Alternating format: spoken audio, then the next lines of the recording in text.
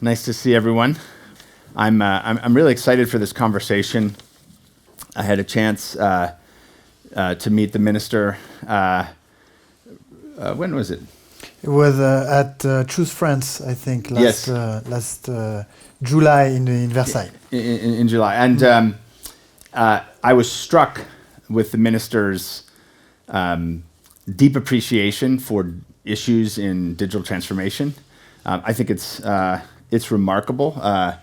The minister has taken on this role as the head of digital transformation and telecommunications for the French government. There are very few significant national governments with such a cabinet level role, and I think it says something very important about France, and as well, of course, Minister Barrot as well. So I want to explore a little bit of your mission, your agenda, and your background, and then I want to come into some key topics that I think are really important to the kind of conversations that we're having here about the future of digital assets and Web3 and the broader impact of digital on society. So thank you, and please join me in welcoming Minister Barrot. Thanks for having me. So maybe we can start. Again, congratulations on the role, which is a noteworthy role. You have I think a very interesting background for this, having come from the French National Assembly as a lecturer at very prominent universities in fundamental thinking on economic systems, and I'm very curious to hear how you arrived into the role that you're in now, and maybe talk a little bit with all of us here about what you view as your core mission. So I was appointed after President Macron was re-elected, which is something that is relatively unusual in France. He's actually the first sitting president with a majority in parliament to be re-elected. And so I was appointed as a minister delegate. I work under the authority of Bruno Le Maire, who's the Minister of Economics and Finance, and in charge of digital transition and telecommunications. A lot has happened in France over the past decade, both in terms of telecom infrastructure. We are now the country that's the most advanced in Europe for fiber deployment. It's a plan that we've set up 10 years ago and that has gone as planned, which is not always the case in France, both in terms of timing and costs for public finances. And at the same time, over the past 5 years, we've been extending mobile coverage with a lot of success, and that's due to sort of the vision of President Macron. And based on this solid telecom infrastructure, there has been a very strong development of the innovation and startup ecosystem in France. When I was elected member of parliament in 2017, there were 3 unicorns in France. And when I was re-elected in 2022, there were 28 unicorns in France. So a lot has happened, and France has shown its ability to grow sort of global companies, global SaaS companies over a very short period of time. Now, what we're willing to do is to sort of go further and be able to have a sort of expertise and sort of an autonomy in key aspects of the digital infrastructure, and this includes blockchain. Because we have a nation of engineers with very talented people, very skilled people. And whether it's for AI, whether it's for the cloud, or whether it's for blockchain, our intention is to be at the forefront of the upcoming waves of technology. So we're now going to focus a lot on this, and I think we'll be discussing this in this chat. I'm very happy to be with you guys, and I'm very happy about all what we're going to achieve together. Thank you. I wanted to come back to your work in the French National Assembly and actually connect it to some of the topics here, which is France, I think, more than any other major national jurisdiction, was out ahead in thinking about policy and regulatory treatment of digital assets and of companies and the industry in a world where people are saying there's no regulation. Actually, France put forward, of course now known as the PISAN, but I believe you were in the National Assembly and played a role in this as well. It's a template for the broader regulatory environment in the EU, and I want to come back to that topic. But what led to the development of that, and how has that positioned France in this emerging industry? That's right. So after President Macron was elected, Bruno Le Maire, who was already Minister of Economics and Finance, decided that he wanted to build a legislation to stimulate growth, of companies, in particular innovative companies. And so as a member of Congress, I was in charge of sort of drafting and negotiating the financing dimension of this legislation. So one thing we've done is basically create the equivalent of a French or equivalent of the 401k for France in order to streamline retirement saving and in order to sort of be able to channel part of these savings with longer duration, so to speak, towards the funding of innovation in France and in Europe. But the other part of this legislation was to think about digital assets. And so there were two sort of easy paths. One was to do nothing and let those markets grow without any sort of regulatory guidance. The other one, the other path was to sort of forbid any such activities, and there were voices or there were forces that wanted to push us in this direction for fear of the risk associated with innovation. So we took a third path, a path which was basically saying we want to have some regulatory guidance. But that's voluntary. That's done on a voluntary basis, so that sort of virtuous players can abide by these regulations, and as a result, build trust regarding their customers, their investors, and so on. So we worked on the ICO regime in this respect. So we created a sort of a label or a certification that is obtained on a voluntary basis for issuers that wanted to do an ICO, and that would be regarded by investors as a label of trust, if you will. And at the same time, we designed the CASP regime or the PSAN regime for intermediaries in digital assets that rested on the same intuition, namely a voluntary registration that would provide provide to the greater public confidence with the service, since the regulator would have provided a stamp on those services. And this regulation has been very successful because we now have over 50 organizations that have requested the registration with the French regulator. This has also helped the regulator build its own expertise on these digital assets related topics. And this has also helped the European Union design its own regulation, which is going to come into force in the coming months, which is called MiCA, and which is greatly inspired by what we've done in France.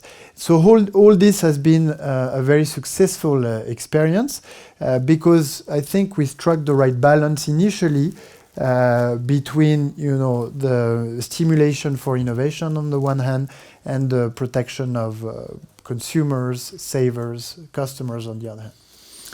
It's super impressive, and I think it's one of the things that is not well understood in the world, that France went out ahead of the rest of the world, went out ahead of G7 nations and said, we can come up with rules to allow for investor protection, to deal with some of the core risks, and we can do that across this new area of digital assets. That was, in my view, that was very significant. And again, when the media writes about these topics, they often will say, well, there's no regulation or and so on. And I think it's very important to emphasize that France has been leading. It's out ahead of the entire European Union. It's out ahead of the United States. It's out ahead of a lot of jurisdictions. And so I think that work, which I'm grateful for your contributions, has been important. And I want to turn to the topic that you were just discussing, which was the PISAN became a kind of template for MiCA, the Markets in Crypto Assets, EU-wide regulatory framework, and I believe was finalized under the French presidency in the EU as well. And so that's also in some ways a French accomplishment. But maybe we could talk a little bit about that transition to MiCA. What do you feel that means for EU-wide competitiveness and innovation, and also given that this is a kind of normalization of the work in some ways that France started, how do you think about what France will do to continue to try and be the hub for major digital assets innovation in Europe? Right. So initially there were indeed a lot of pushback, and that's probably one of the reasons why we haven't seen such regulations appear in other regions. But indeed, we feel it was a good investment to make as a nation, because we're seeing some of the global leaders in the field of Web3 set foot in France, set their main European hub in France due to, the success or the regulatory success that we've had. We've also seen the emergence of Web3 players that are sort of related to digital assets, not directly related, but I'm thinking about companies such as Ledger or such as Sorare, which are among those 28, 29 unicorns that we have now in France. And we are very happy with that because France had a tradition of a strong finance industry, a strong engineering base, and we are seeing that that France is becoming the major hub for Web3 in Europe, and that our fintech ecosystem, which is already the number one ecosystem in continental Europe, is also going to, we hope is going to become all the first digital asset ecosystem in Europe as well. And I think we are on the good track for that. I think there is a payoff for Europe as well, because MiCA is a regulation that's there not to sort of curb innovation, but precisely to make sure that players like Circle that are going to invest in Europe can look at Europe as a single digital market with the same rules, and that you guys don't have to jump from one country to the next and adapt to the legislation of each member state. And that's the way with President Macron, with the French government, we are looking at European regulation, and that's basically one of the priorities, that's been one of the priorities of the French presidency of the EU, namely pushing through as many sort of regulation as possible in the digital space, including MiCA, but also including the DMA and the DSA that will come into force. Again, not in the spirit of curbing or slowing down innovation, but rather to accelerating innovation in Europe, but by offering the same set of rules across EU member states. And I think that's how MiCA should be seen, as a way to strengthen the market for digital assets in Europe by harmonizing the legal standards throughout the continent.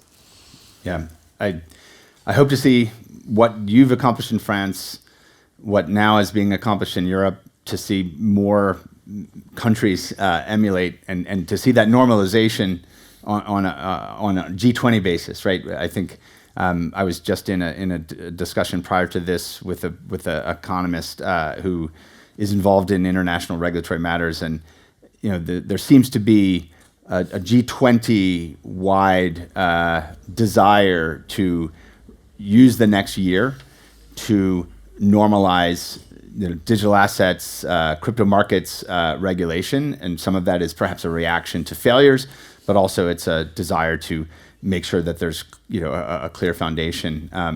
Are you optimistic that what MiCA has done can become the global standard? I am optimistic indeed, and I think that we've seen that in other dimensions of digital regulation, such as GDPR, for instance. And so, because Europe decided on a set of standards for privacy, this has been embarked either as legislation in other regions or directly through corporate strategies. So there are many tech players here in Davos that now have GDPR by design or privacy by design, and through this have sort of spread GDPR as a standard across the world. And I think that the same will apply to MiCA, namely either through effective legislation or soft law, or by the voluntary adoption of such standards by players, because if a global leader like Circle adopts MiCA standards for their operations, I'm guessing that they're not going to have double standards or triple or quadruple standards for each of the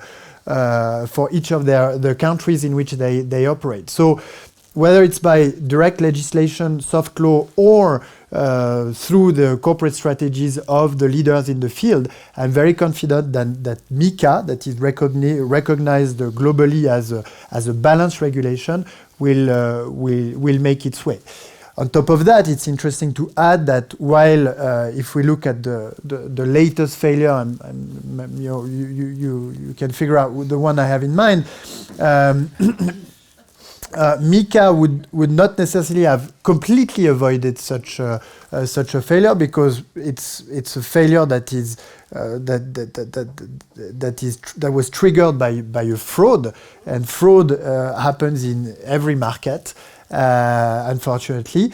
But MiCA would have built enough safeguards so that the consequences of such a failure would have been much more limited than they've been. And so, in some sense, this recent failure provides us with, or provides the world with further arguments in favor of adopting MiCA or MiCA-like standards across the board. Yeah, well, I think I do believe that if a firm in the digital asset space was operating under MiCA, I don't actually think something like that could have happened. Yes, fraud can happen, but having a regulator that is ensuring that you have the appropriate enterprise risk controls, that you have the appropriate, financial controls, that you have the right level of financial audits, control audits, the things that financial institutions need to do. Those are the safeguards that we depend on, and so I think, and MiCA does enforce that upon actors. I want to change the topic a little bit to, I think, also an area of focus for you, which is sort of digital inclusion. And we think a lot about digital financial inclusion, the kind of proliferation in all of these new technologies is exciting, but it also is complex and difficult, and bringing people into this is a challenge. One of our core kind of commitments in our social impact work is on that digital financial literacy, digital financial inclusion. But I think for you, kind of digitalization and digital inclusion is a huge topic under your remit, under your focus. I would be interested to hear your thoughts both on the broader topic and then also specifically on what Web3 and digital assets could accomplish in terms of digital inclusion. Sure. Yeah, it's a great challenge because in our democracies, Western democracies in particular, the support that we provide to innovation and disruptive technology is conditioned on the acceptance of the people, that what we're doing has value to the people, and to the people entirely, not to a certain elite only. And so there is a big challenge of sharing the benefits of digital transition with everyone, so that everyone feels that they are part of this digital transition, not that they are excluded from the benefits associated with such a transition. And we're working hard on this. By, in particular, sort of deploying, as we've done over the past 18 months, actual human digital counselors throughout the country that are going to reach out to people that are the most remote from the digital world, to help them gain sort of expertise and autonomy with digital tools. We are going to sort of structure this policy a little bit further, a little bit more. And at some point, I think that indeed the contribution of global and leading digital players such as Circle as a company, whether it's a Web3 company or a company involved in other dimensions of the digital transition, is going to be useful. And I think we have mutual interest. We have mutual interest to build sort of expertise and know-how in the digital space, and to reach out to populations that see the digital transition as with a relatively negative view, because they feel that they are excluded from the benefits of that. And then I think there is a big challenge of education at early ages. Not that every citizen needs to become a blockchain developer, but I think it's very important that our populations in our democracies sort of have a basic understanding of what is the economics or the mechanics of blockchain, what is the mechanics of deep learning and AI, so that they understand that this is not about magics, but that is just engineering, developing new solutions that can solve problems that didn't have solutions so far. I think that it's very important that we have that. There is one initiative that I think was very interesting, which is a Finnish initiative in the field of AI, with short videos called Elements of AI that have been broadcast to a large chunk of the Finnish population. Have been able to understand what the basics of it are, and perhaps be reassured that it's not magics, but just logics and sometimes mechanics, right? So I think this is also very important. And then and that's the sort of the third point. I think that the way our people are going to benefit from this digital transition is by actually being actors of this transition, and namely being able to find jobs in this space. And to do that, we need to boost our efforts in higher education, in in those fields such as blockchain, such as AI, such as quantum, that are going to be in high demand in the years to come.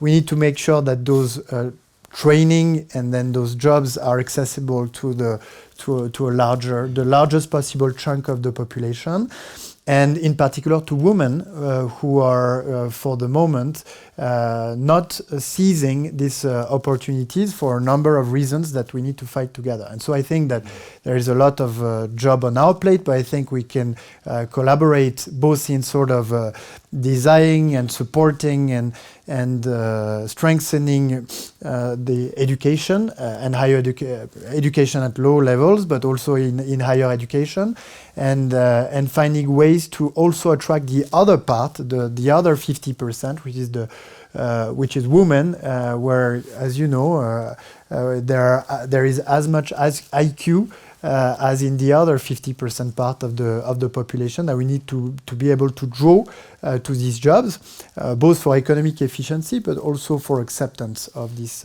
transition. It's a tremendous perspective, and I wish more governments had leaders like you who were trying to think about these issues at a national level. We're again very grateful for the work that you've done in moving some of these agendas, and the work that you're doing with the president today. And we're looking forward to seeing how the French ecosystem grows and thrives. And I'm very pleased to have you here this morning. So thank you so much. Thank you.